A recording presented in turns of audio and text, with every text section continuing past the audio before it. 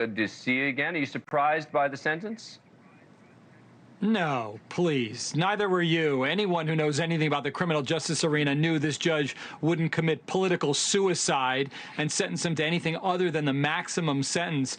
You know, you can't ignore the abhorrent nature of this offense. You can't ignore the parents and what they went through. Losing a child is everyone's nightmare. It is my nightmare. And, you know, for hours you heard parents talk about what this loss was. It was absolutely something the judge was going to do. Maximum sentence for sure.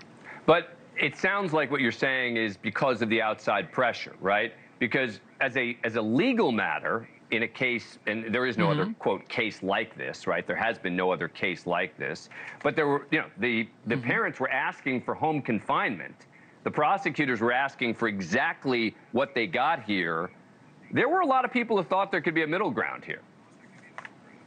Absolutely. I'm not suggesting that the judge caved and gave the maximum solely because the victims' families wanted it and or because of politics. I'm saying there was no chance she was going to do otherwise. It's just the norm.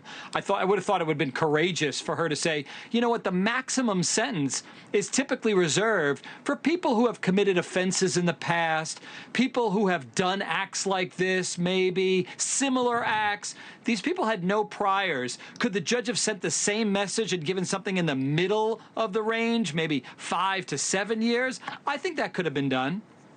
This is more of James Crumbley's apology today. Let's listen. Before I address this court directly, I want to do something that I had never been able to do throughout this time until now. I want to say I can't imagine the pain and agony that for the families that have lost their children and what they're experiencing and what they're going through. As a parent, our biggest fear is losing our child or our children. And to lose a child is unimaginable. I think part of the reason, Mark, that may have rung sort of hollow with some is the fact that James Crumbley was on tape threatening, it sounded like threatening, at least lashing out at the prosecutor in this case, Karen McDonald. He said, for example, I'm effing on a rampage, Karen. Yes, Karen McDonald, is going down, and you better be effing scared. And he went on to say other things beyond that. I don't know that it made a big difference, but it certainly didn't help him.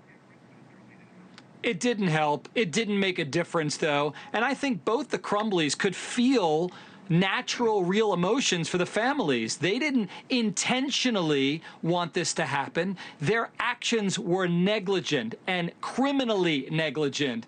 So I believe that they can have the requisite sympathy and remorse for the families, but not necessarily, think that they did anything criminal, anything wrong. I get that. I understand where they're going with that. Do we know how much of this time they're going to actually have to serve? We don't know exactly. We know that they wouldn't be eligible for parole until serving 10 years. Okay. So they're going to be in there for a while. They do have credit for the time they serve, which is over 2 years, probably about 2.5 years. Right. All right, Mark Eiglarsh, as always, thank you, sir. Good to see you. Thank you for watching. Go to newsnationnow.com to find News Nation on your cable provider. And don't forget to click the red subscribe button below to get more of News Nation's fact-driven, unbiased coverage.